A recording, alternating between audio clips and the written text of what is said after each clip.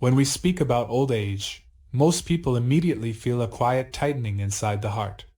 The body slows down. The face changes. The strength that once seemed endless gradually fades. In youth, we rarely think about aging as something real. It belongs to later, to some distant future that feels abstract and unreal. Yet according to the teaching of the Gautama Buddha, aging is not a distant possibility, it is a present certainty. It is woven into the very structure of existence. To be born is already to begin aging. There is no moment when aging starts, it begins with birth itself. In Buddhism, this truth is expressed through the principle of Anicca, impermanence. Everything that arises will pass away. Everything that forms will dissolve. Every experience, pleasant or painful, is temporary. The seasons change. The weather shifts. Civilizations rise and fall. The cells in our body renew themselves constantly. Nothing stands still. Yet despite living in a world that visibly changes every second, the human mind longs for stability. We crave permanence. We want youth to remain. We want health to stay. We want relationships to last unchanged. And when reality refuses to obey our desire, suffering appears. Old age, therefore, is not the true problem. The real problem is our resistance to change. Wrinkles do not create suffering. Attachment to smooth skin does. Gray hair does not create sorrow. Clinging to the image of youth does. Slower movement does not cause despair. The refusal to accept limitation does. Anicca teaches us that what changes is not malfunctioning, it is simply following its nature. The body was never designed to remain 20 years old forever. It was designed to grow, mature, decline, and eventually cease. If we observe carefully, impermanence is not cruel. It is neutral. It does not target us personally.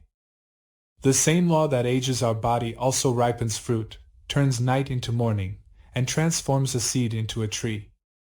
Aging is not punishment, it is participation in the universal rhythm of life. When we understand this deeply, not just intellectually but experientially, something softens inside us. We stop seeing aging as an enemy and begin seeing it as a natural unfolding. Many people suffer in old age because they measure their present self against their younger self. They look at old photographs and feel loss. They remember physical strength and feel regret. But Anicca reminds us that the younger version of ourselves was also temporary. That person was never meant to stay. Just as childhood gave way to adolescence, and adolescence to adulthood, adulthood now gives way to old age. Each stage is complete in its own time. None is superior. None is permanent. When we were children, we did not mourn the loss of infancy. When we became adults, we did not grieve every day for adolescence. Why then do we resist old age so strongly? Because society glorifies youth and hides aging. We are surrounded by images that worship vitality, productivity, and external beauty. We are taught to fear wrinkles, to conceal gray hair, to fight the signs of time. But the more we struggle against impermanence, the more exhausted we become. It is like trying to stop the sunset with our hands. Anicca invites a radical shift in perspective. Instead of asking, "How can I stop aging?" we begin asking, "How can I age wisely?" Instead of fighting change, we learn to flow with it. Acceptance does not mean passivity.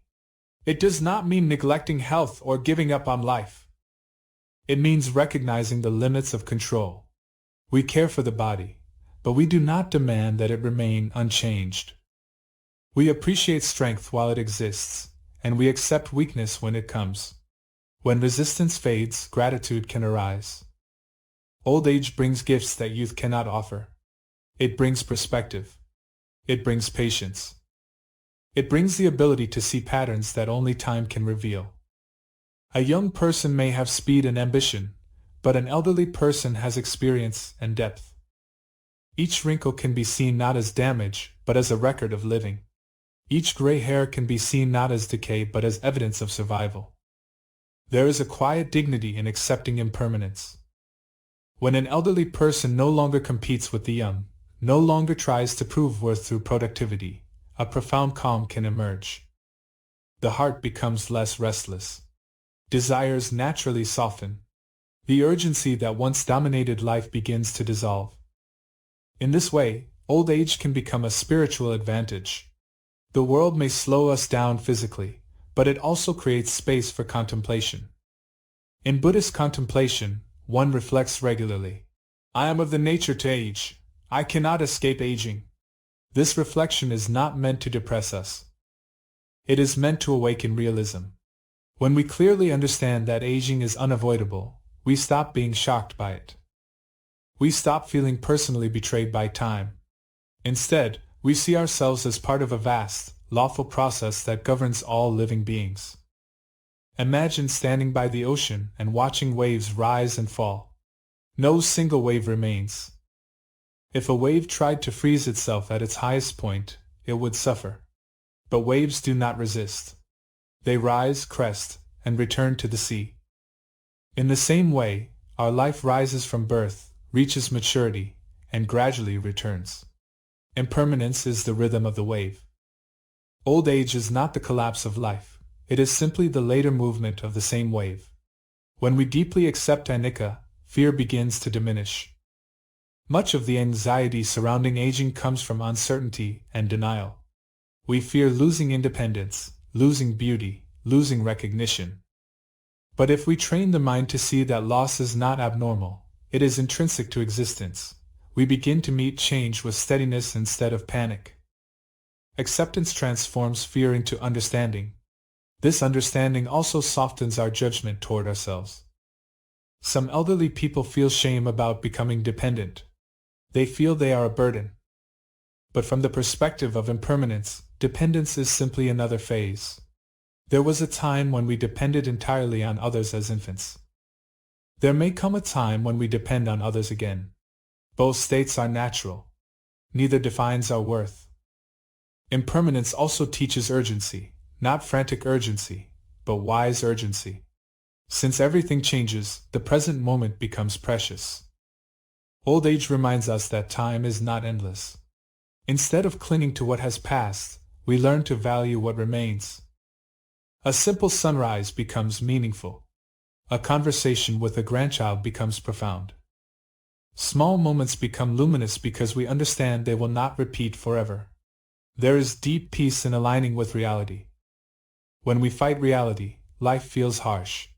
When we align with it, life feels meaningful. Anicca does not promise that aging will be comfortable. The body may ache. Energy may decline. But suffering does not automatically arise from discomfort. Suffering arises from resistance. If pain comes and we say, "This should not be happening," we create mental anguish. If pain comes and we say, "This too is part of change," the mind remains steadier. Old age, seen through the lens of impermanence, becomes a teacher rather than a threat. Every physical change becomes a reminder of truth. Every limitation becomes an invitation to let go. Every passing day becomes evidence that life is unfolding exactly as it always has for countless generations before us. The wisdom of Anicca is not cold or abstract. It is compassionate. It tells us that nothing we lose was ever guaranteed to stay. It tells us that what we are experiencing now is not abnormal or unfair. It tells us that we are not alone in aging. All beings share this destiny. In recognizing this universality, isolation decreases. We feel connected to humanity across time. Ultimately, accepting impermanence allows old age to become peaceful rather than tragic. The body may bend, but the mind can straighten. The hair may whiten, but wisdom can deepen. The pace of life may slow, but awareness can become clearer. When we stop clinging to what was and stop fearing what will be, we discover something surprising. Beneath all change, there is a quiet stability in understanding itself. Impermanence does not take life away from us. It reveals life's true nature. And when we no longer fight the natural flow of aging, we begin to age not with bitterness, but with grace. When people grow old, one of the deepest sources of suffering is not physical pain, but identity crisis. The body weakens, memory becomes less sharp, appearance changes, and quietly a question arises. If I am no longer who I used to be, then who am I? In youth, identity feels solid. We say, I am strong. I am beautiful. I am capable. I am important. These statements seem unquestionable because they are reinforced by the body and by society. But as aging gradually removes these attributes, the sense of I begins to tremble. What Buddhism offers in this fragile moment is not mere comfort, but a radical insight. What you thought was I was never fixed to begin with. The teaching of Anattā, non-self, points directly at this misunderstanding. According to the Gautama Buddha, there is no permanent, unchanging essence inside us that can be called a solid self. What we call I is a convenient label placed upon a constantly shifting process. The body changes from infancy to childhood, from adolescence to adulthood, from adulthood to old age. Thoughts change from moment to moment. Emotions arise and vanish. Opinions evolve. Memories fade. If everything that composes our experience is in flux, where exactly is the fixed self? In old age, this question becomes urgent. When someone says, I am getting old, what does that truly mean? The body is aging, yes. But is the I identical to the body? If we examine carefully, the body is made of physical elements, flesh, bones, blood, cells, constantly renewing and decaying. Modern science confirms that even our cells are replaced over time. The body you have today is not the same collection of matter you had decades ago. Yet throughout these changes, a sense of continuity persists. Buddhism explains this continuity not as a soul, but as a process. The Buddha described human existence through 5 aggregates: form, feeling, perception, mental formations, and consciousness. These aggregates combine temporarily, like ingredients forming a recipe. When conditions support them, they arise. When conditions change, they dissolve. None of them is permanent.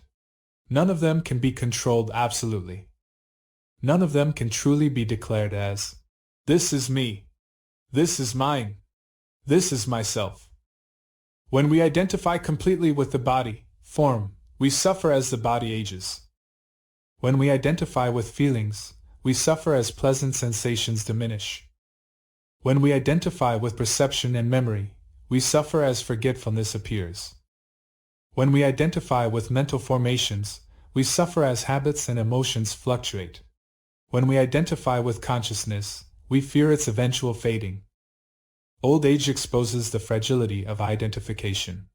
A person who once took pride in physical beauty may feel invisible.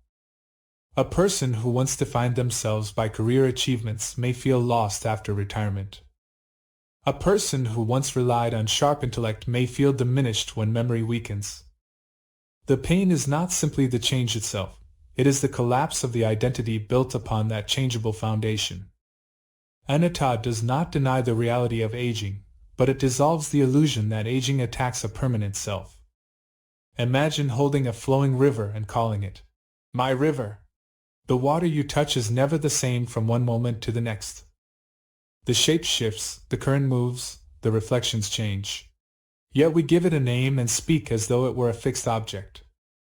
In the same way, we call this dynamic process me. But the river was never static, and neither are we. Aging simply makes this more visible. When we deeply understand non-self, we begin to loosen our grip. Instead of saying, I am deteriorating, we might say, conditions in the body are changing. Instead of, I am becoming useless, we might observe, certain abilities are fading. This subtle shift in language reflects a profound shift in perception. The experience remains, but the ownership softens. Without ownership, there is less humiliation, less fear, less despair. This does not mean indifference. It means clarity. If a chair becomes old and worn, we do not accuse it of betrayal. If a leaf turns yellow in autumn, we do not blame it for losing its green color. We understand that change is inherent to conditioned things. The body is also conditioned. It depends on food, air, temperature, genetics, and countless factors beyond personal control. To demand that it remain unchanged is unrealistic. To identify with it completely is to guarantee suffering. Many elderly people suffer silently because they equate their worth with their productivity. When the body cannot work as before, they feel they have lost value. But from the perspective of non-self, value was never located in function. The aggregates perform tasks when conditions allow. When conditions shift, the tasks shift. There was never a fixed owner behind them. Recognizing this frees the heart from comparison. Anattā also softens fear of decline. When memory falters, instead of thinking, "I am disappearing," we can observe. Memory is a process influenced by conditions. When physical strength weakens, instead of thinking, "I am collapsing," we can see energy levels fluctuate according to causes. The sense of personal failure diminishes. Aging becomes impersonal, not coldly impersonal, but naturally impersonal. It is happening according to universal law, not as punishment directed at a particular self. There is great relief in this insight. If there is no permanent self to defend, what are we protecting? If the self was always a flowing process, then aging is simply another phase of that flow. We do not mourn the disappearance of the child we once were because we understand that childhood transformed. Why then mourn so intensely the transformation into old age? The self has been evolving continuously. Old age is not an interruption, it is continuity. In fact, understanding non-self can bring unexpected freedom in later life. Without rigid identity, we become lighter. We no longer need to uphold an image. We no longer need to prove anything. Social roles gradually fall away, career titles, status, responsibilities. What remains is bare experience, breathing, sensing, knowing. This simplicity can be deeply peaceful. Some may fear that non-self sounds like nihilism, as if it denies existence. But it does not deny experience. It clarifies experience. There is seeing, but no fixed seer. There is hearing, but no permanent hearer. There is thinking, but no unchanging thinker. Life continues, but without a solid core. When we see this, aging does not destroy a self, it transforms conditions within a process. Old age can therefore become a powerful doorway into wisdom. As external identities fade, the opportunity arises to observe directly what truly remains. When beauty fades, what remains? When strength fades, what remains? When reputation fades, what remains? What remains is awareness of change itself. Awareness does not need to be young or old. It simply knows experience as it unfolds. By loosening identification with the body and mind, dignity naturally emerges. Dignity is not based on appearance. It is based on understanding. An elderly person who sees clearly that they are not confined to the aging body carries a quiet confidence. Even if the body trembles, the heart can remain steady. Even if the voice weakens, insight can deepen. In this way, Anattā transforms old age from a crisis of identity into an opportunity for liberation. Instead of clinging to a self that was never fixed, we relax into the truth of process. The body ages. Feelings shift. Memories blur. But the wisdom that sees these changes can grow clearer. And when we no longer define ourselves by what inevitably changes, we discover a freedom that youth rarely understands. Old age then becomes not the loss of self, but the unveiling of truth. When people enter old age, the body is not the only thing that slows down. The mind, too, begins to turn backward. Memories surface more frequently. Old conversations replay themselves. Decisions made decades ago reappear with new emotional weight. Some memories bring warmth, but many bring regret. I should have done more. I should have chosen differently. I hurt someone. I wasted time. In the quiet spaces of later life, the past can become louder than the present. And if the mind is not trained, it can become trapped there. Buddhist wisdom teaches that suffering does not arise from memory itself, but from attachment to memory. The mind clings to what has already passed, as if replaying it could rewrite it. But the past is no longer a living reality, it is a mental reconstruction. Each time we remember, we are not reliving the exact event, we are experiencing a present moment thought shaped by emotion and perception. Yet we treat it as something solid and fixed. We suffer not because of what happened long ago, but because of how tightly we hold it now. The Gautama Buddha identified craving, ta, as the root of suffering. Craving is not limited to desire for the future, it also includes attachment to the past. We crave a different outcome. We crave a second chance. We crave the return of youth, of opportunity, of lost relationships. In old age, when time feels limited, these cravings intensify. The mind may whisper, "If only I had known then what I know now." But wisdom always arrives in the present, never in the past. Regret is a heavy burden because it is rooted in identification. We say, "I failed, I ruined everything, I missed my chance." These statements assume a fixed self that could have controlled everything perfectly. But life has never unfolded under perfect control. Every decision we made was shaped by conditions at that time, our level of understanding, our emotional maturity, our circumstances, our influences. When we judge our past self harshly, we forget the limitations under which that version of us lived. Letting go of regret does not mean denying responsibility. If we caused harm, acknowledgement is necessary. But there is a difference between wise reflection and endless self-punishment. Wise reflection learns and releases. Self-punishment reopens wounds without healing them. In old age, carrying unresolved guilt can poison the remaining years. The heart becomes bitter, restless, unable to settle into peace. Attachment to the past also appears in nostalgia. Some elderly people cling to the good old days, constantly comparing the present unfavorably to what once was. Life was better then. People were kinder. I was happier. While appreciation for past beauty is natural, idealizing the past creates dissatisfaction with the present. The mind becomes divided, physically here, mentally elsewhere. This division prevents genuine contentment. Buddhist practice invites us to see the past as impermanent, just like the body. Every event that occurred has already dissolved. The people involved have changed.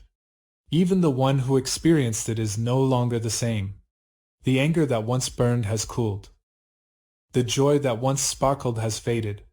Holding on to these mental images as though they are current reality only creates tension. In old age, the opportunity arises to simplify the heart. Much of life's complexity is behind us. Responsibilities lessen. External demands decrease. This creates a precious chance to examine what we are still carrying internally. Resentment toward a sibling. Unspoken words to a spouse. Bitterness about missed opportunities. These are not external chains, they are internal knots. And knots can be untied. Forgiveness becomes essential in this stage of life. Forgiveness is not approval of wrongdoing. It is the decision to stop carrying the weight of it. When we forgive others, we free ourselves from constant replay. When we forgive ourselves, we acknowledge that we acted according to our understanding at the time. Wisdom grows through mistakes. Without errors, maturity would not develop. The elderly person who can say, "Yes, I made mistakes and I have learned," carries far less suffering than the one who says, "I should have been perfect." The present moment remains available, even in old age. Breath still moves in and out. Sensations still arise. Awareness still knows experience. But if the mind is preoccupied with decades-old memories, the richness of the present is overlooked. A simple cup of tea can be fully experienced, or it can be consumed absent-mindedly while replaying an argument from 30 years ago. Peace depends not on how much time remains, but on how fully we inhabit the time we have. There is also attachment to identities shaped by the past.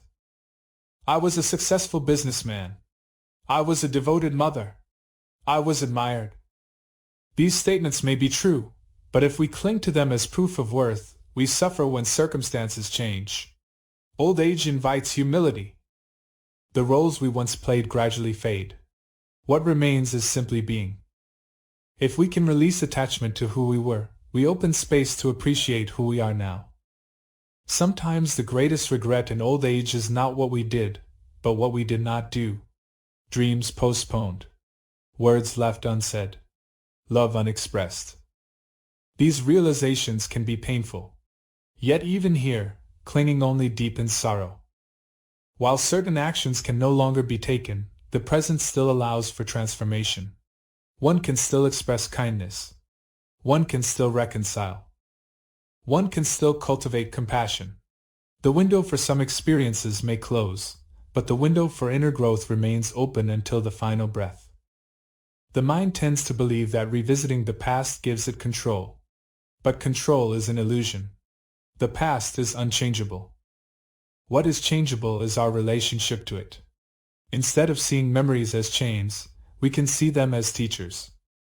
Instead of saying, "Why did this happen to me?" we can ask, "What did this teach me?" This shift transforms bitterness into wisdom. In Buddhist understanding, every moment arises and passes according to causes and conditions. The past was shaped by conditions that no longer exist. To cling to it is to cling to shadows. Old age can become light when we travel with fewer shadows. The heart becomes spacious when it is not crowded by unresolved stories. There is a quiet beauty in an elderly person who has made peace with their history. Their eyes soften. Their speech becomes gentle. They no longer need to justify themselves or defend old decisions. They have accepted the totality of their life, both the successes and the failures. This acceptance does not erase pain, but it integrates it. The past becomes part of the tapestry, not a wound that keeps reopening. Letting go of attachment to the past is an act of courage.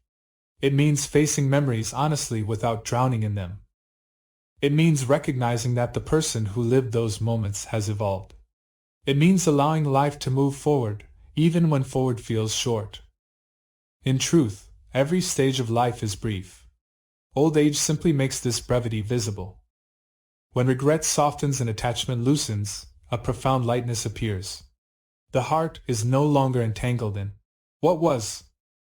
It becomes available to what is. And in that availability, even old age can feel fresh. The present moment, untouched by decades of memory, opens like a clear sky. Within that sky, peace is possible, not because the past was perfect, but because we have finally stopped holding on to it. As the body grows older and external roles gradually fall away, one truth becomes increasingly clear. The outer world is no longer fully within our control. Health fluctuates. Financial security may feel uncertain. Friends pass away. Children build lives of their own. The familiar structure that once defined daily life begins to loosen. If our sense of safety depends entirely on external stability, old age can feel frightening. But Buddhist wisdom gently redirects attention inward. It teaches that the greatest refuge is not found in possessions, status, or even physical strength, but in a trained and steady mind. The Gautama Buddha often spoke of cultivating the mind as one would cultivate fertile land. If the land is neglected, weeds grow naturally.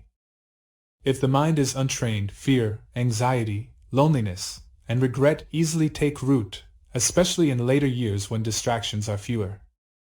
But if the land is cared for, watered, and tended, it can yield nourishment even in difficult seasons.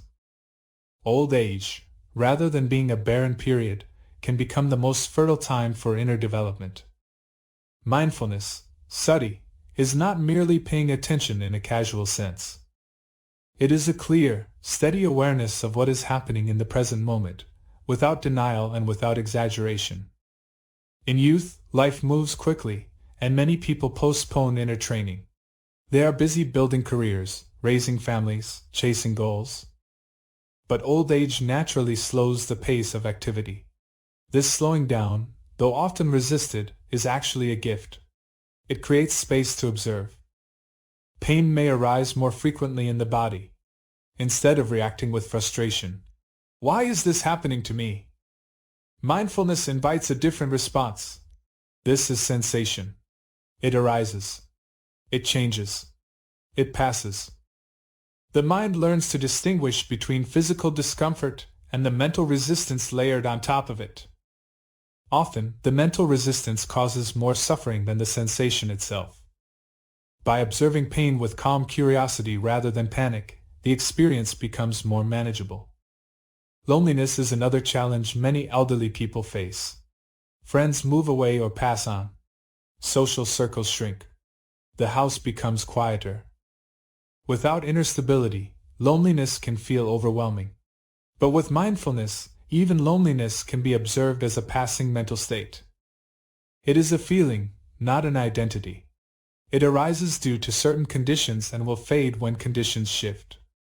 Recognizing this prevents the mind from building a story around it such as, "I am abandoned," or "I am worthless." The feeling is seen clearly, and because it is seen clearly, it does not dominate completely. Inner stability does not mean suppressing emotion. It means allowing emotion to arise without being swept away by it. In old age, fears about illness or death may surface more often. Instead of pushing these fears aside or becoming consumed by them, mindfulness allows us to sit with them gently. Fear, when observed carefully, reveals itself as a series of bodily sensations and thoughts. It loses its solid, overwhelming quality when examined piece by piece. Daily meditation practice becomes especially valuable in later life. It does not require complex rituals or long hours. Even sitting quietly and following the natural rhythm of the breath for a few minutes each day can gradually strengthen mental steadiness. The breath is always available. It connects us to the present moment without effort. As the mind settles on the breath, it learns to remain anchored rather than drifting endlessly into memories or worries. In youth, many people believe happiness comes from constant activity and stimulation. In old age, that illusion weakens. External excitement may decrease, but inner clarity can increase. When the mind becomes calm, simple experiences feel sufficient. Watching sunlight move across the floor, listening to birds in the early morning, feeling the warmth of tea in the hands, these small moments carry quiet richness when the mind is attentive. Mindfulness also helps transform the relationship with time. Instead of counting how many years remain, attention rests on the current moment. The present is not measured by its length, but by its depth. A single mindful breath contains peace. A mindful conversation contains connection. When attention is stable, even a short day feels full. Old age often brings unpredictability. Medical appointments, sudden health changes, unexpected limitations, these can disrupt plans. If the mind demands certainty, it becomes agitated. But if the mind has been trained to rest in awareness, uncertainty becomes less threatening. We begin to understand that life has always been uncertain. We simply ignored it when we were younger. The difference now is visibility, not reality.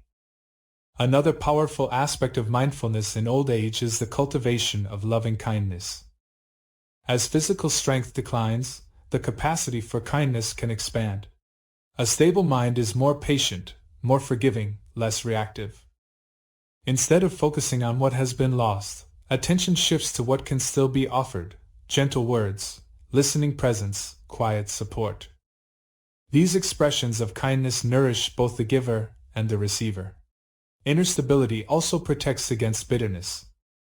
Some elderly individuals become rigid or resentful, clinging to opinions and resisting change in the world around them. But a mindful mind remains flexible. It recognizes that the world has always changed and will continue to change. Rather than fighting modern developments or generational differences, it observes them calmly. Acceptance does not mean agreement with everything. It means not allowing disagreement to poison the heart. There is profound dignity in an elderly person whose mind is steady. Even if the body trembles, the voice may carry calm assurance. Even if steps are slow, the presence feels grounded. This dignity is not dependent on physical vitality. It arises from mental clarity. When the mind is trained, external instability does not shake it easily.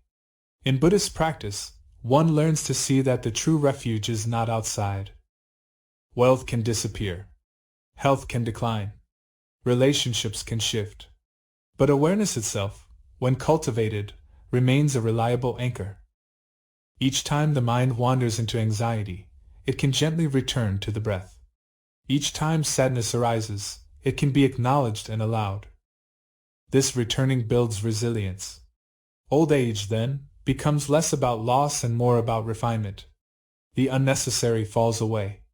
Social masks loosen. Ambitions soften. What remains is the essential task of caring for the mind. In earlier decades, we may have invested heavily in building an outer life. In later years, the opportunity is to build an inner sanctuary. When mindfulness deepens, even silence becomes comforting rather than threatening. Being alone does not automatically mean being lonely. The mind becomes companion to itself. Awareness rests quietly, like a steady flame protected from wind. In that steadiness, peace is not dramatic, it is subtle and enduring. Cultivating mindfulness and inner stability does not remove all challenges of aging. The body will still follow its natural course. Circumstances will still change. But the way we meet those changes transforms entirely. Instead of reacting with fear or resistance, we respond with clarity and patience. Instead of being carried away by every emotional wave, we stand firmly on the shore of awareness. In this way, old age can become the season of deepest spiritual maturity. Not because life becomes easier, but because the mind becomes wiser. And when the mind is stable, even the uncertainties of aging lose their power to disturb the heart. As life moves toward its later chapters, one reality becomes impossible to ignore. Death is no longer an abstract idea. In youth, death feels distant, something that happens to others, something far in the future. But in old age, friends begin to pass away. Familiar faces disappear. The body itself gives subtle reminders of fragility. The awareness of mortality grows clearer. For many, this awareness brings fear. Yet within Buddhist wisdom, this very awareness can become the doorway to the deepest peace. The Gautama Buddha never avoided the topic of death. He did not present it as a catastrophe or as a punishment, but as a natural completion of conditioned life. Just as birth arises due to causes and conditions, so too does death occur when those conditions can no longer sustain the body. To deny death is to deny impermanence. To fear it blindly is to misunderstand its nature. One of the profound practices taught in Buddhism is Marasati, mindfulness of death. At first, this may sound dark or pessimistic. But its purpose is not to create anxiety, it is to cultivate clarity. When we contemplate death regularly, we begin to see what truly matters. Petty arguments lose importance. Pride softens. Attachment to trivial concerns weakens. The heart naturally turns toward what is meaningful: kindness, understanding, reconciliation. In old age, preparing for death does not mean waiting passively for the end. It means living each remaining day with awareness. It means asking gently, "If today were my last day, is my heart at peace?" This question does not demand perfection. It invites honesty. If there is unresolved resentment, it encourages forgiveness. If there is unspoken gratitude, it encourages expression. If there is lingering guilt, it invites reflection and release. Much of the fear surrounding death arises from uncertainty. What will happen? Will there be pain? Will I disappear? Buddhism does not ask for blind belief, but it offers a perspective rooted in cause and effect. Life is a continuous process of arising and passing phenomena. Each moment is born and dies. Thoughts appear and vanish. Sensations emerge and dissolve.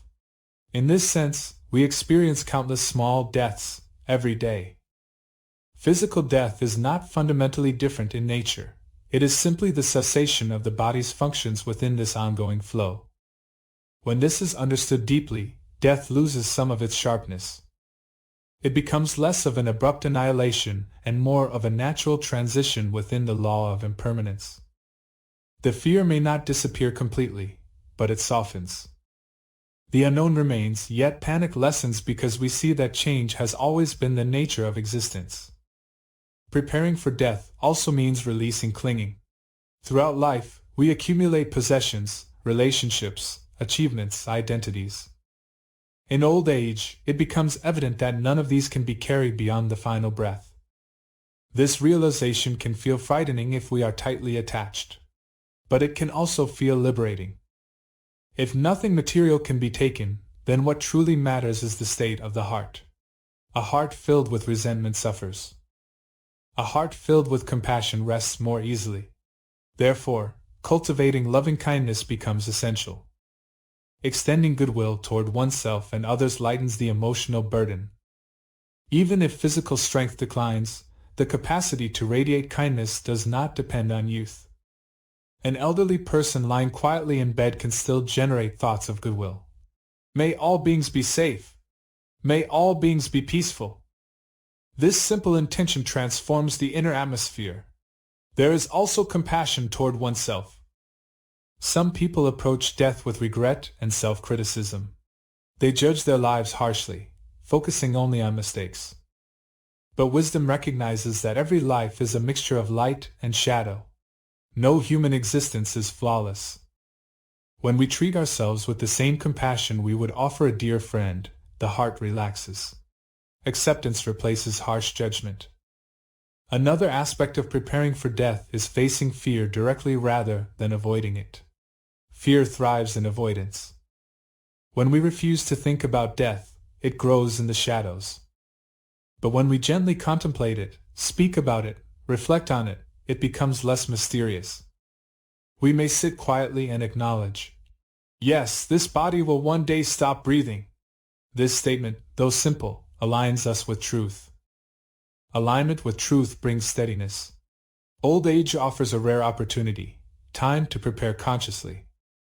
Sudden death can happen at any age, but many elderly individuals sense gradual decline. This gradual process allows reflection. It allows conversations with loved ones. It allows expressions of gratitude and reconciliation. In this way, death preparation becomes an act of love.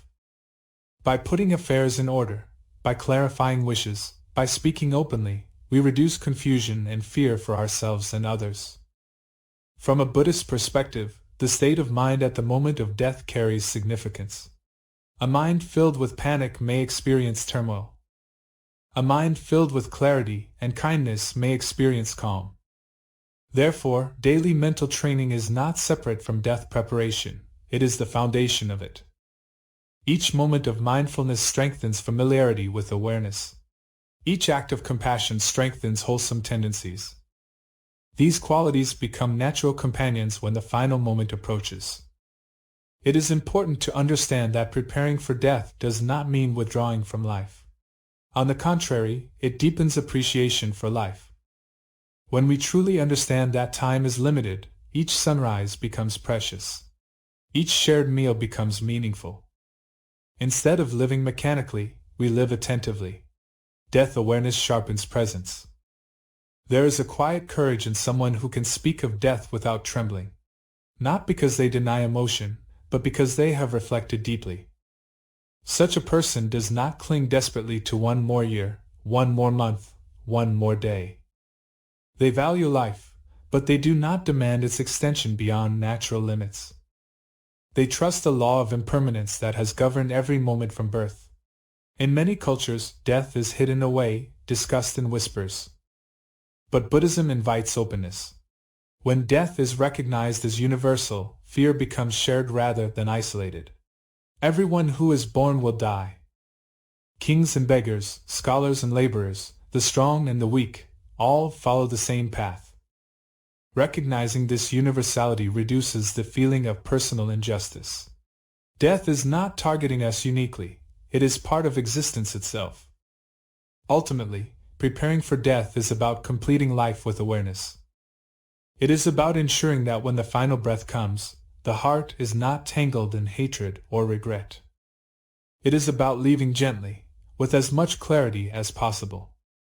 We may not control the exact circumstances of death, but we can influence the quality of our mind as we approach it. When wisdom guides us, death becomes less of an enemy and more of a teacher. It reminds us not to postpone love. It reminds us not to waste energy on trivial conflicts. It reminds us that what endures is not possessions, but the imprint of our actions and intentions. In this way, old age can become the most meaningful stage of life. Not because it is easy, but because it invites depth. As the body weakens, insight can strengthen. As the world narrows, the heart can expand. And when the time finally comes to release this life, it can be done not with panic, but with understanding. To prepare for death with wisdom and compassion is to complete the circle of life with dignity. It is to recognize that ending is not separate from beginning, that impermanence has always been present, and that peace is possible even at the threshold of the unknown.